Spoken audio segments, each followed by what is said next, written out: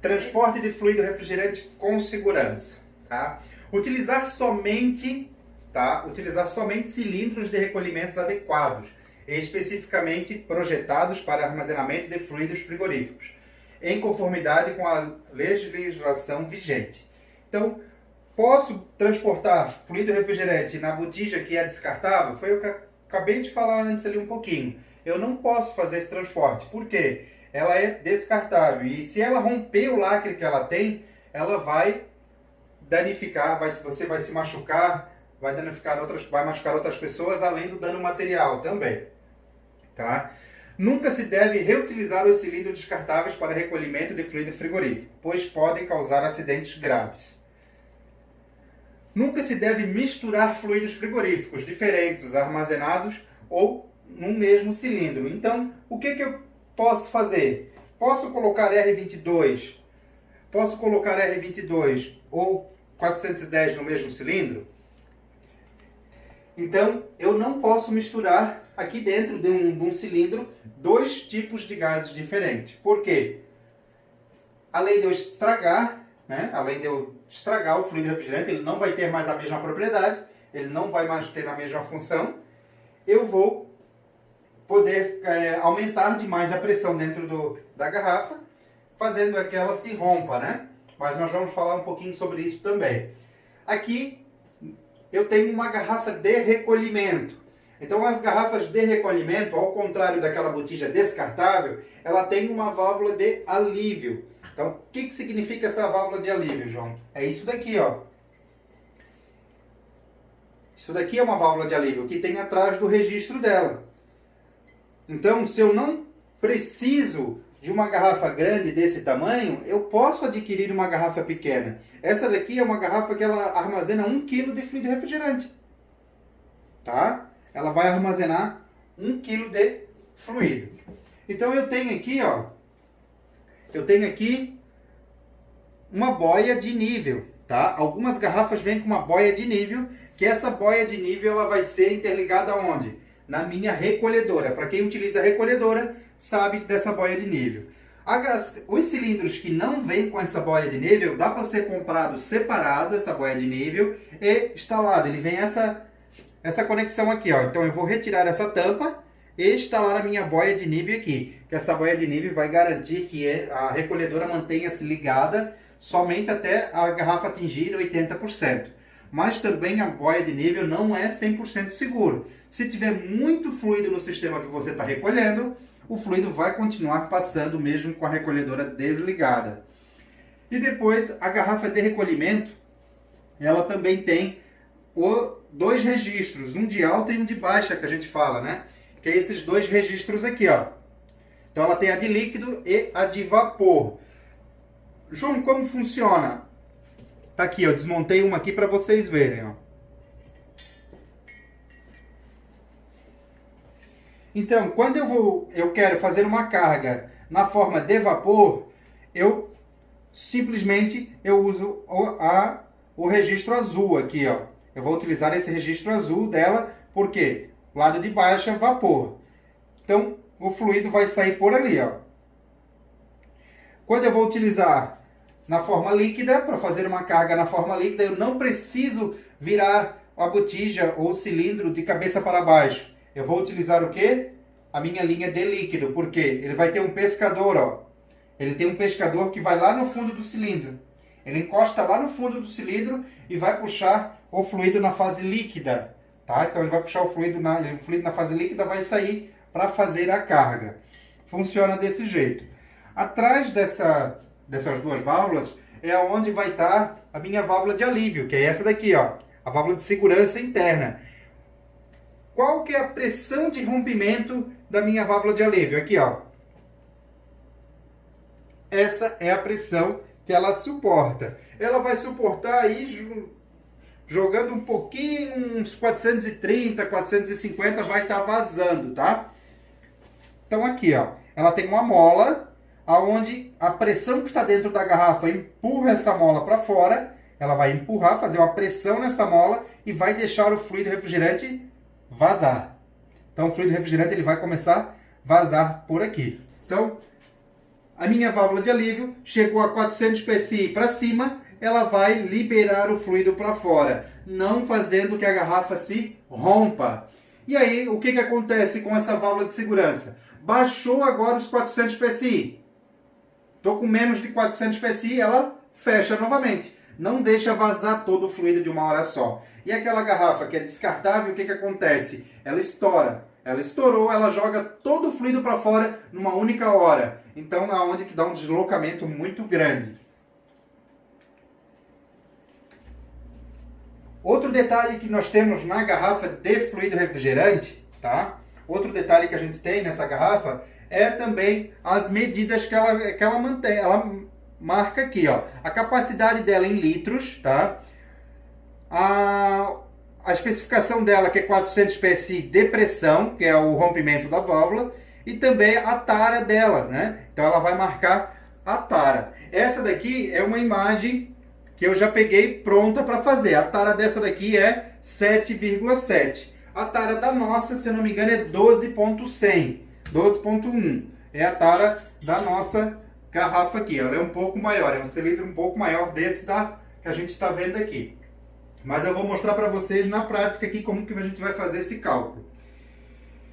Então aqui, os códigos de segurança recomendam que os cilindros não sejam preenchidos com mais de 80% do seu volume de líquido.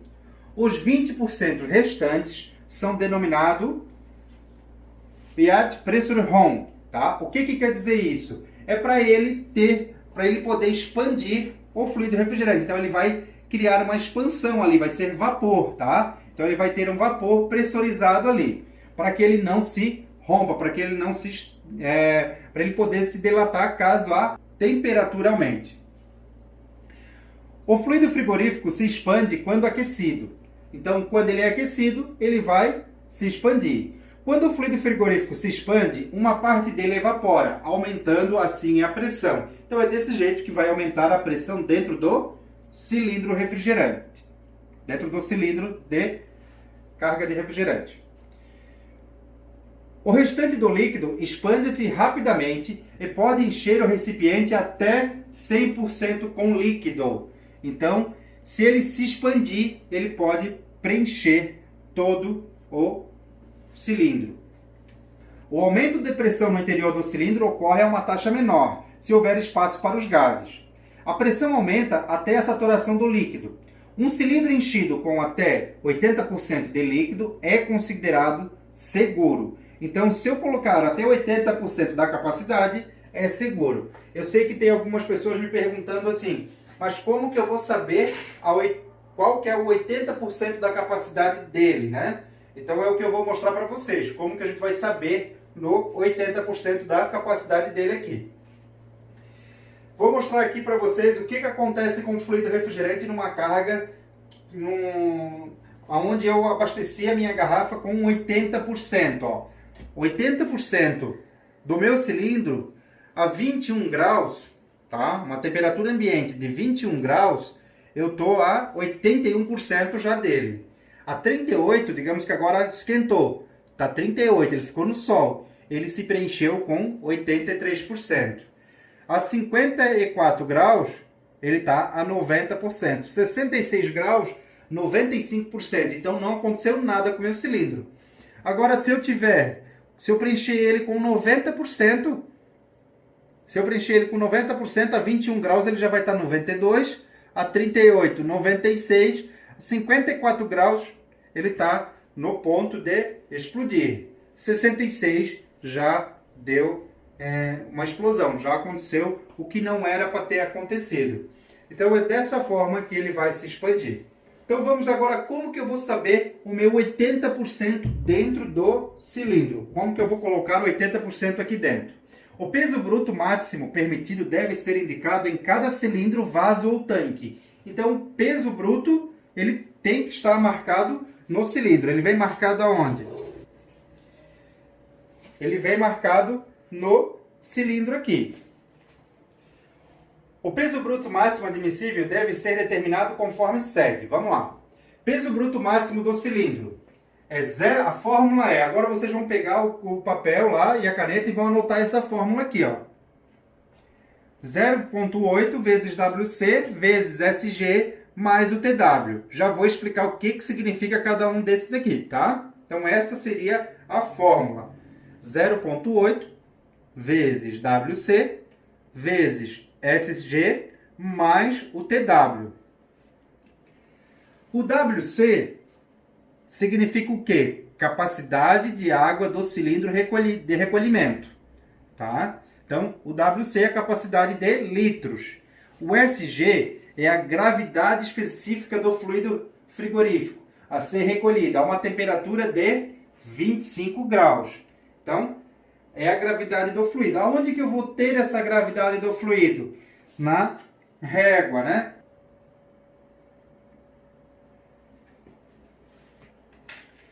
E o TW, a tara do cilindro de recolhimento.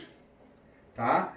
Então, a gravidade específica é um número sem unidade, porque é a densidade de um fluido frigorífico dividida pela densidade da água. A água é simplesmente usada como comparação padrão, tá? Então, ela é só utilizada como comparação. Então, vamos lá.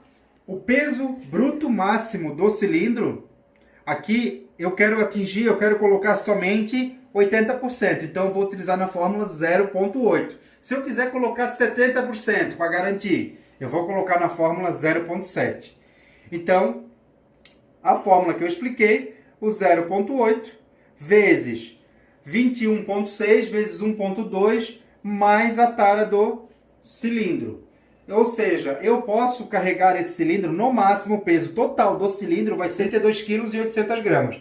Aonde eu consegui ali o WC. WC vai estar aqui, ó, no cilindro, ó. WC, ó.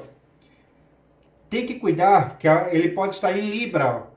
E eu tenho que procurar o WC em litros para poder dar certo na fórmula. Então aqui está WC em litros, 21,6, né? Então WC, o 0,8 é da fórmula, o 21,6 eu tirei daqui, ó. E a gravidade específica? Então eu estou fazendo do R22. O R22 aqui, ó. A gravidade específica, o SG, a 25 graus é 1,2. 1,2. Mais o de 12,1. Né? Mais o 12,1 que vai ser... Outro detalhe que a gente tem aqui, o 410 já é diferente. Vou pegar a calculadora aqui, ó. Então, 0,8, vamos fazer o do 410. 0,8 vezes o WC, que é 21,6, não muda. 21,6 vezes o SG. O SG do 410 está aqui, ó. É 1,06, ó.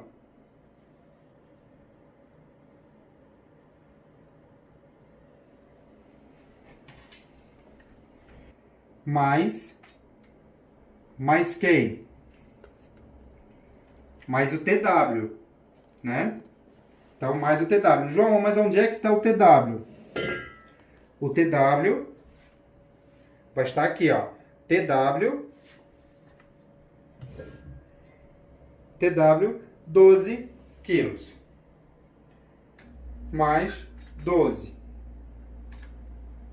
30 quilos e 300. É o peso total da minha garrafa com 410.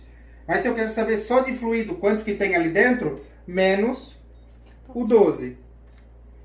18 quilos e 300 eu tenho para ter 80% preenchido da minha garrafa. Para ter 80% de fluido aqui dentro, eu vou ter 18 quilos. Segundo essa tabela aqui, ó, 410, fluido 410, eu só posso carregar em garrafas que suportam acima de 400 psi. Tá? E o R22 é com garrafas que suportam acima de 350. Vamos continuar. Então vamos pegar o fluido R22 a uma temperatura de 25 graus. Ó. O R22 a uma temperatura de 25 graus, ele está a 136 psi.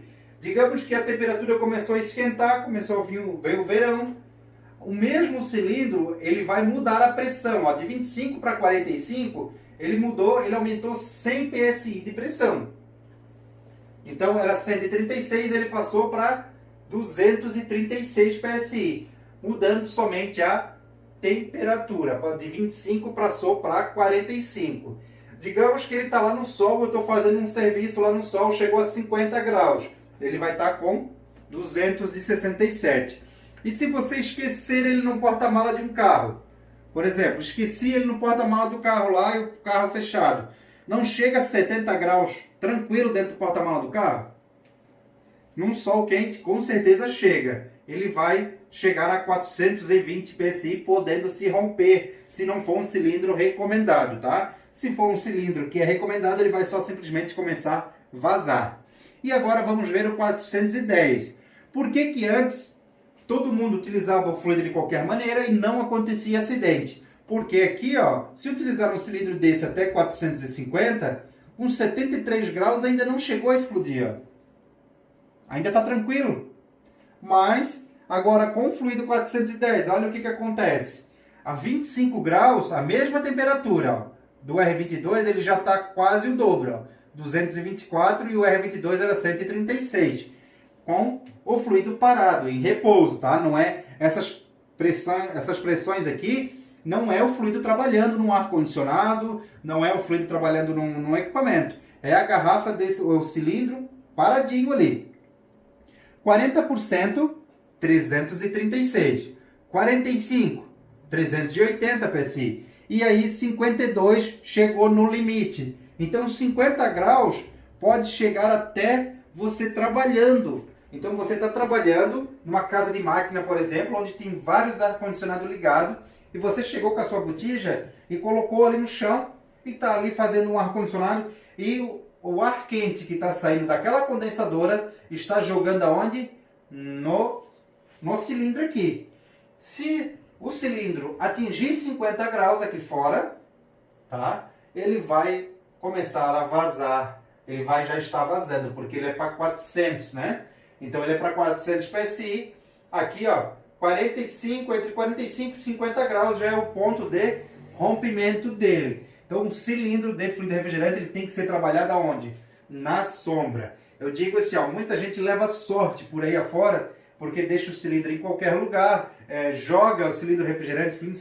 O cilindro de fluido refrigerante ele não foi feito para jogar. Terminei lá, mas João, mas é uma grama lá embaixo, vou jogar. Não. Transportar ele jogado dentro do carro, batendo para um lado e para o outro, também não. Você pode estar pondo a sua vida em risco fazendo dessa forma aí. Tirar o rótulo, tirar os rótulos ali das garrafas. Por exemplo, essa daqui, apagar, arrancar tudo.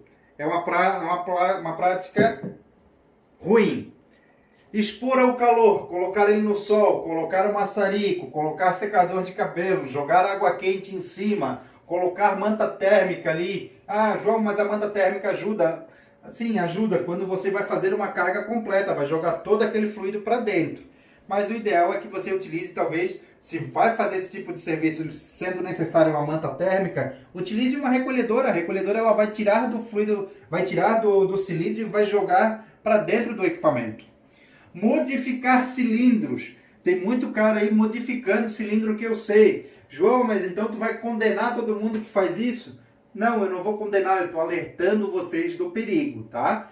Então, modificar cilindro é fazer um furo no cilindro e colocar uma válvula aqui, ó, externa para fazer a carga, para poder encher naquele cilindro descartável. E também não jogue cilindro fora, não descarte ele em qualquer lugar, principalmente se tiver fluido refrigerante dentro. Agora, o que é considerado boas práticas, né? Armazenar e utilizar em áreas secas e ventiladas, segurar o cilindro para evitar tombamento, amarrar no carro, amarrar na moto se for transportar, proteger as válvulas, né? Proteger para não danificar, verificar visualmente cada cilindro antes do uso. Essa foi a nossa aula de hoje. A nossa aula foi bem curta, pessoal, não era uma aula extensa. Eu queria mais alertar vocês o que pode acontecer do fluido refrigerante armazenado de uma forma incorreta, que ele pode explodir dentro de um carro, explodir uma válvula, explodir, como a gente viu um amigo nosso aí em São Paulo, aquela botija descartável que estourou a válvulazinha e entrou dentro do braço dele. Então existem várias situações que a gente já viu de colegas de trabalho, colegas de profissão, se acidentarem. Eu já vi um colega de profissão se acidentar com um ar-condicionado inverter, que teoricamente disse que foi o ar que explodiu, mas não foi. Foi o cilindro que estava no lado que acabou explodindo. Então existem várias situações que podem acontecer. Então esse fica mais um alerta aí meu para vocês. Espero que vocês tenham gostado também desse conteúdo aí que a gente prepara com bastante carinho para vocês.